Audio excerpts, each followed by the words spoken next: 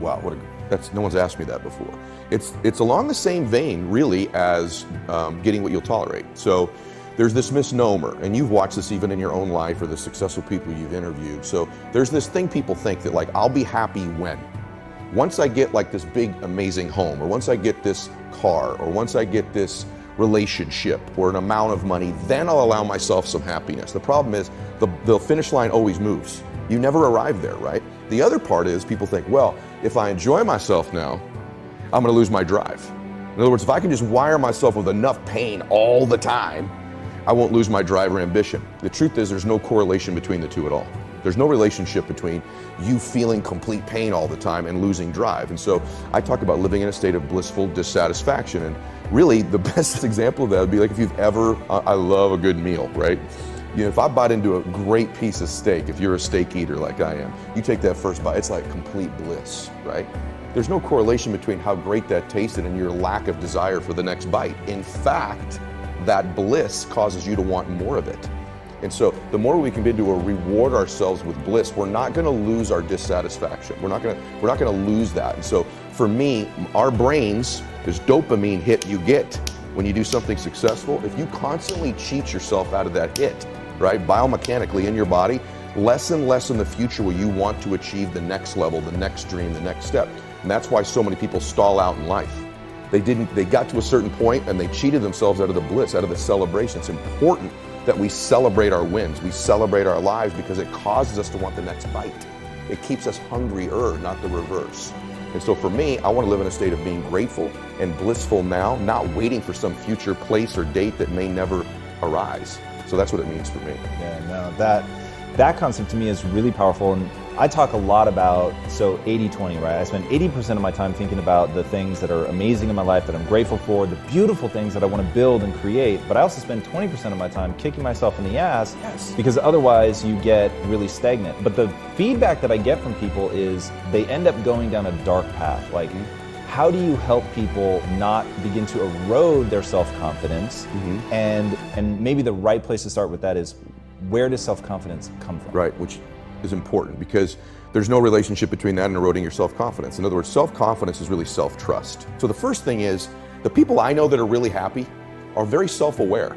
In fact, the best entrepreneurs I know are very self-aware. They're aware of their shortcomings, right? They want to improve them. They want to get to the next version of themselves all the time.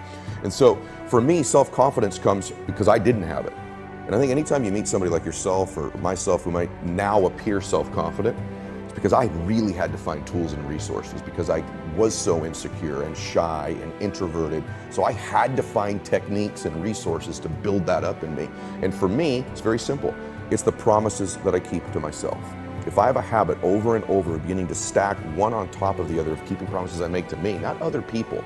In other words, the minute you begin to get external in your life, worrying about what other people think about you, right? You've lost all control.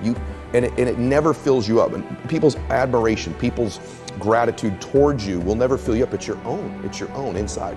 And so for me, self-confidence comes from keeping the promises I make to myself. And the other part of it is being aware I'm doing it.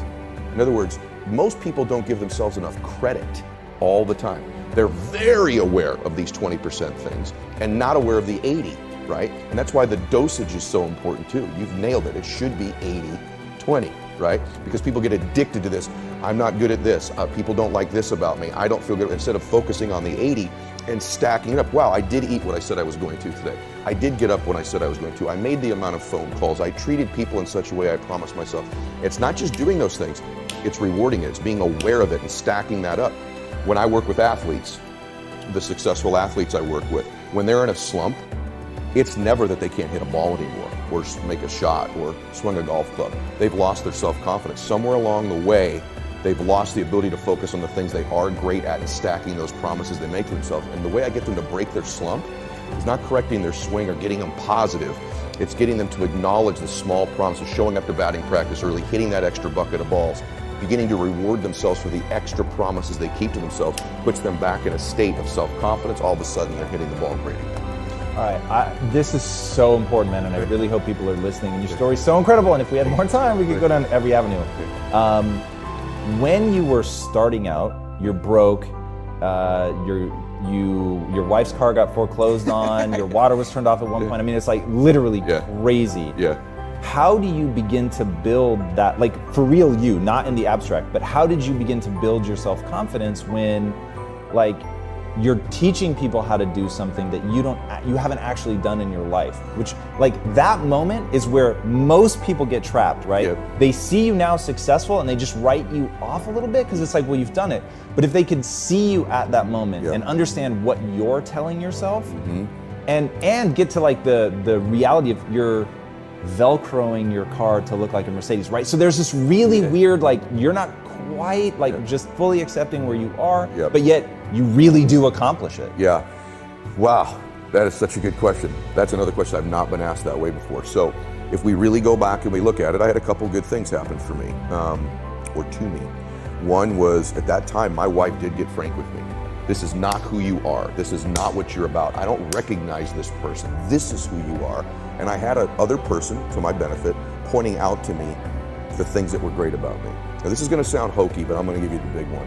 And this is why life gives you these great tests. I had a really good friend of mine, I went to lunch and he said, I don't know who this guy is here in front of me. And he goes, let me ask you a question, honestly.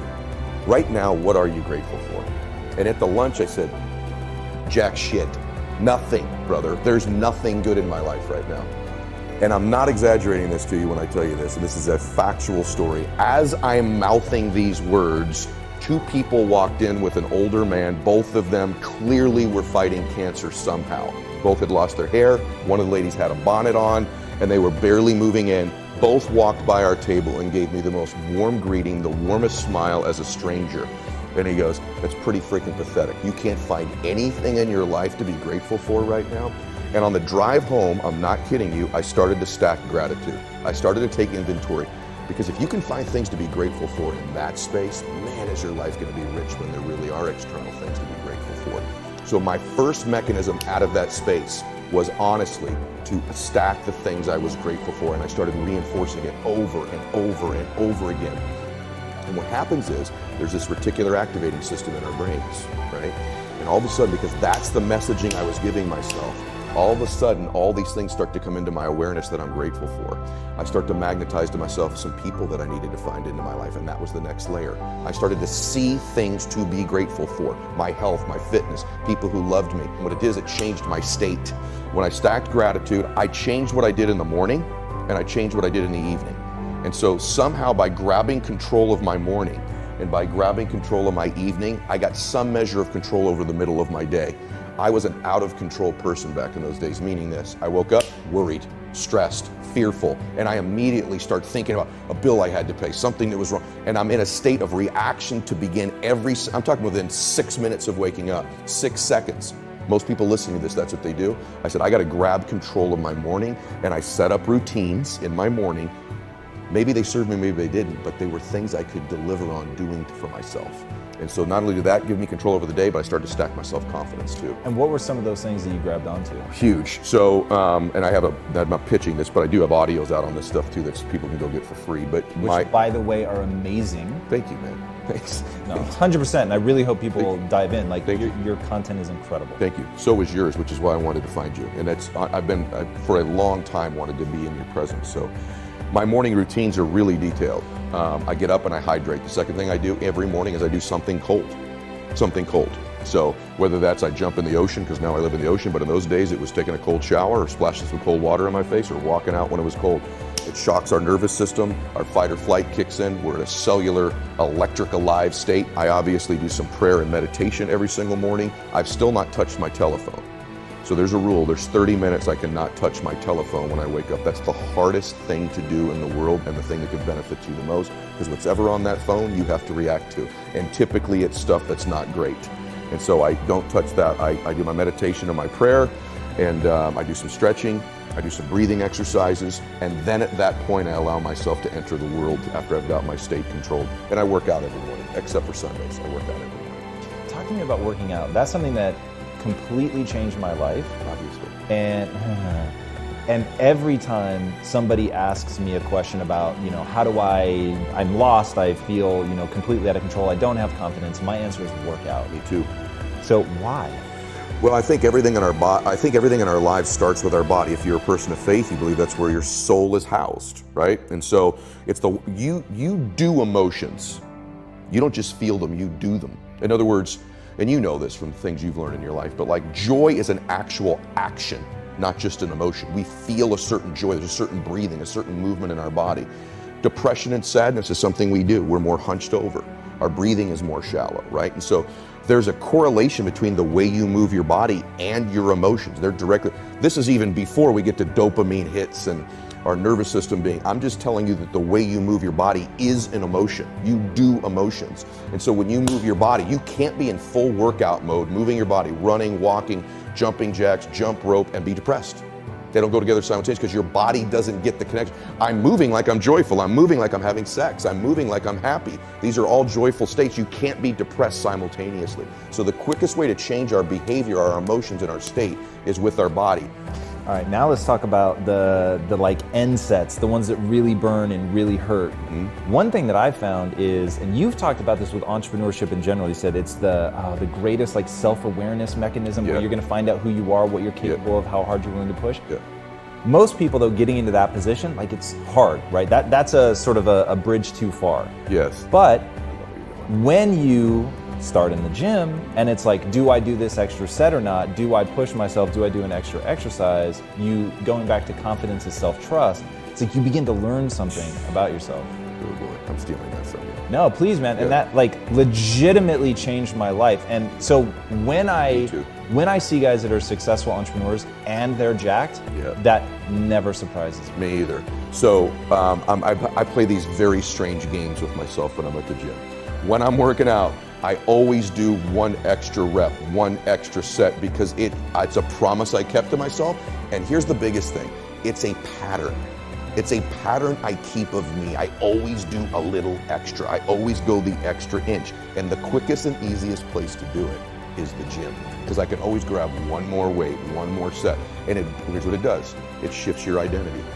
All right, talk to me about identity, because that is, so I heard that first from Tony, Tony Robbins, the notion that identity drives behavior. And that was one of those like lightning rod moments where I was like, whoa, that's the hook, right? Yes. If I want to change like my behaviors, I need to think of myself in a different way. Correct. You've leveraged identity really powerfully. How have you done it, and like what are some specific moments where identity came to your rescue? So identity is the governor on our lives. It's the invisible force that no one understands, and once they do understand and get a hold of it, their life can change. And so not only if you don't get a hold of this, will these outward conditions of your life keep being exactly the same, but you could behave differently, you could do all the working out, you could be thinking great thoughts, but you are going to get out of your life, you're going to be the most powerful force in the world, I think, is to be consistent with the concepts, ideas, and worth that you hold for yourself. You will get that out of your life, what you will tolerate. Okay. The deeper part of that is identity. And so identity is very much like a thermostat sitting on a wall, right? This is important. Once that temperature is set at a certain degree, everything in the world externally can hit it, and you will find a way to get that temperature. So even in this house, let's say it's set at 80 degrees. If we opened up all the doors and cold air, just the worst things in life, the blizzard of life came in, the thermostat will kick the heater on and it will regulate this room back to 80 degrees. The reverse is also true. It's a super hot day. Great things are happening in your life. It's getting hotter and hotter and hotter. If you're at 80 degrees, that internal thermostat will find a way over a window of time to cool your life right back down to 80 degrees again. So the key, the secret key, is to be able to shift that identity. 90, 100, 120. So some of the ways, strategies to do that are very simple. One is let's just say financially, you're a 200 degreer and I'm an 80 degreer. If I'm in your proximity over and over and over and over again, you will heat my identity up somewhere in between mine and yours to 150 degrees. Same in fitness, same in everything. So the more you can layer in multiple people, the stronger and stronger that force is. So that changes our thermostat through association. It's a huge, huge